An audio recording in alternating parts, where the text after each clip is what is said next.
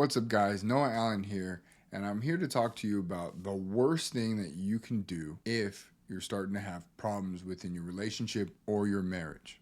And then we're going to talk about what you should do instead of what most people do. So stick around, and if you find this video helpful, hit that subscribe button, drop a comment, and make sure you hit that notification bell for any future updates on these videos. So what we tend to see is, let me know if this sounds familiar, is you're pretty much going throughout your day. Most men are hard workers. They're going to work. They're commuting. They're trying to be the best man that they can be. They're trying to be the best husbands, best fathers, just the best in this kind of modern world. And really, in your relationship, you're probably going on dates here and there. They were frequent, but then they come infrequent, especially as time moves on. Things get busier. The economy gets crazier, and you maybe have some time for vacation, maybe you have some time for quality time with your loved ones, with your family, with your kids, with your wife. But things kind of are getting worse. There's a little bit of distance, there's a little bit of a rift apart, there's less sex, there's more fighting, there's more emotional distance. Maybe that you become more closed off, or your wife becomes closed off with more one-word responses, kind of deflecting. If something pops up, you start talking about the kids, you start talking about work, you start talking about finances, and then all of a sudden, really, you get hit with things aren't the same anymore. That I'm not in love with you bomb, or that they want a divorce or separation. So when this happens and problems start to begin to arise, there's something that most men do that is just completely horrible, and it just really repeats the cycle of this disconnection to get worse and worse and worse. So really, this kind of comes from the fact that we live in a very femme-centric society. I know that people like to talk about the patriarchy and all this stuff, but right now we are very femme-centric. Instead of, and this is a beautiful thing, instead of the masculine and feminine coming together to be a team and really build up, because in the very beginning years, right, a man embraces his masculine and builds the kingdom for his family and his generational line and his nucleus to flourish. Think about it like this. Men are brute force strong. They take on all the brunt and hard work, while their wives are nurturing and taking care of their kids, so that there's a balance and a transition that happens where the matriarch takes over. And this is usually when our testosterone starts to dip. Your wife's testosterone will start to increase, and then you get to reap the spoils. You get taken care of by your family, and then ultimately it transitions over when you pass on, and then she becomes the matriarch of the family, taking care of the family. That's why women live longer. It's because of that very cool balance, that swap over from testosterone exchange. So kind of what you'd think about it. So right now, society is kind of very femme-centric. They tell you all the things that you should do. Like, you should learn her love languages, you should do more chores and be there more around the house, and you should learn how to communicate the way that she wants you to communicate. But this is completely wrong, and we see this with divorce rates just skyrocketing. They have been 50% for far too long, and second, third, and fourth marriages just get worse. Second marriage has a 60 to 70% divorce rate. Third marriage, 75 to 80. And then fourth marriage, about 80 to 90%. And that's just horrible. And it's because of the same tools that are being passed around that haven't worked, that don't work, and will never work. And honestly, if you tend to fall into these and you start doing these, you think that they work, but it's on a very surface level. And it might do well for a little bit, might kind of calm things down, but they're still going to be there because you're doing a surface level thing for a problem that's layers deep. And really the wound, right, is deeper than that. Tension is going to rise again. We see this time and time again, especially if divorce is brought up multiple times, being unhappy is brought up multiple times, or your wife says, I've been unhappy for years, months, weeks, years. I've been thinking about this for a long time. Now, when this happens and you kind of fall into that more feminine-centric type of way of fixing things, men tend to lose themselves, and then they become hopeless. And what's really happening is they start living this quiet life of miserable desperation to try to regain that masculine. And then you'll see this when you see men completely shut down and close off. That's because their masculine, that fire, has been quelled. It's gone. And then the same cycle repeats. Things get worse and worse and worse. And so what's really happening is this is because the feminine is just being too overwhelmed. There's, in that delicate balance of masculine and feminine, that yin and yang, there's too much feminine and there's no more masculine. And so what's happening is because there isn't masculine to pull your wife, to attract your wife, to have that spark, right, between you two, well, then she begins to distance and grow, and that gap happens between the both of you. Now, here's what you should do. So depending on your situation, it depends where you're at on the path to divorce. It depends on how long the problems have been there. But this is going to follow a general framework. You want to be proactive, not reactive. Here's what being proactive is. Proactive is focusing on your happiness, continuing to be the best that you can be, whether that's reading more, going to the gym, doing things that make you a better man, a better person. And when you do that, you're holding yourself to a higher standard, and rising tide raises all ships. You don't want to ignore your family.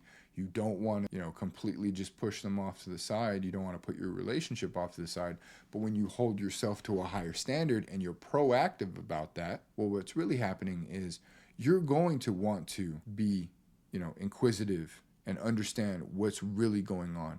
You're going to want to be empathetic about what's going on. And then, because you're doing that, it's going to rub off on your family. You're the leader, so they're going to follow you. So if you raise your standards up, everyone else's standards is going to raise up.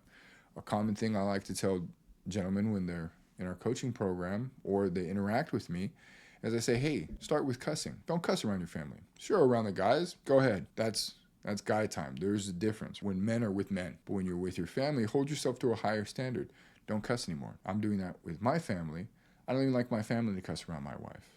And I'm very solid in that boundary. It holds me, my family, and others to a higher standard. And because of that, my family benefits from it. Now, you also have to understand in being proactive, and this goes into a little concept that I learned in the military. So in the military, when you get troops, you have to learn their mental fortitude, their spiritual fortitude.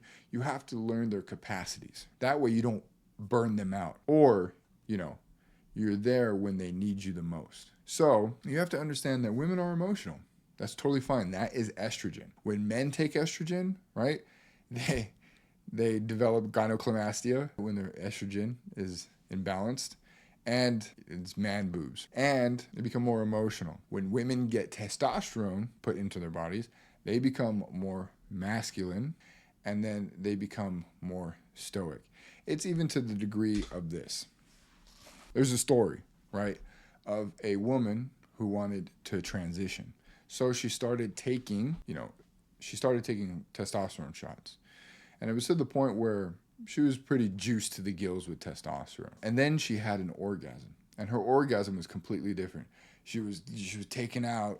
She was done. Where before, she could keep going and going and going. But this time, it was like everything, and it peaked. And then she was just done, like ready to just sit back, eat a sandwich, and just relax. And she said that when she got off of testosterone, that was like one of the biggest things that she never understood. And now she gets it.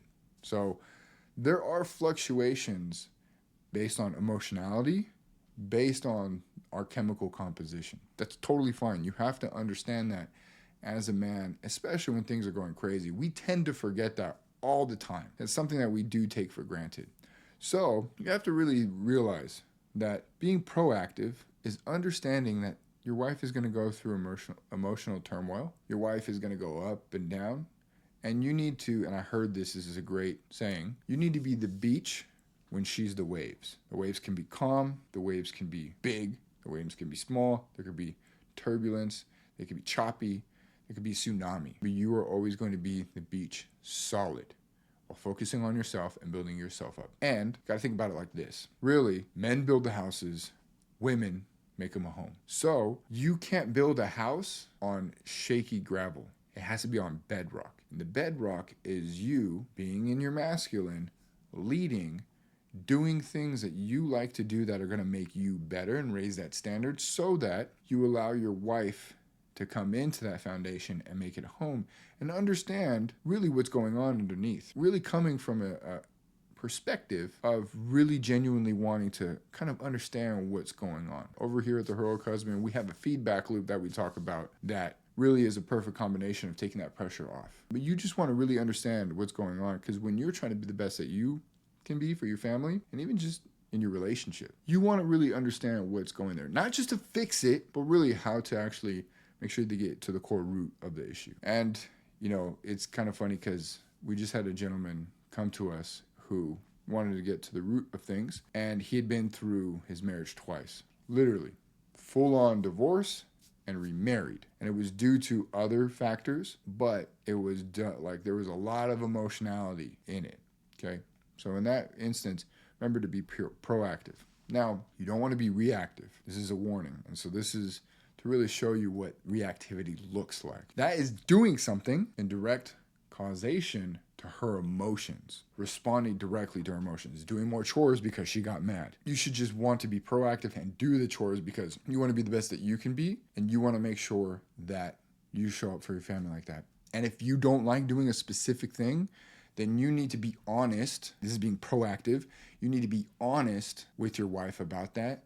And you need to be okay and solid within your frame as a man, within your masculine, of, hey, I don't want to do that. You're not going to force her to do something she doesn't want, and it shouldn't be that way with you. But being reactive is being okay with having those things put on you as pressured in a direct reaction to her emotionality. And what that means is you're really putting your happiness on the back burner, and you're actually not going to fulfill yourself as a man, especially because you're now starting to take on a more of a feminine frame. And what that does to your wife is it does something pretty insidious, and I really don't like the whole happy wife, happy life type of a deal.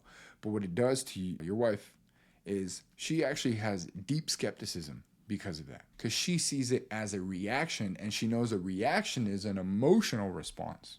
So she believes that you're trying to emotionally manipulate the situation and trying to make it for your benefit instead of for you guys to come together as a team. And what it also does is it really makes you kind of codependent and emotionally reactive and dependent on her happiness, which is going to cause resentment to build up within you.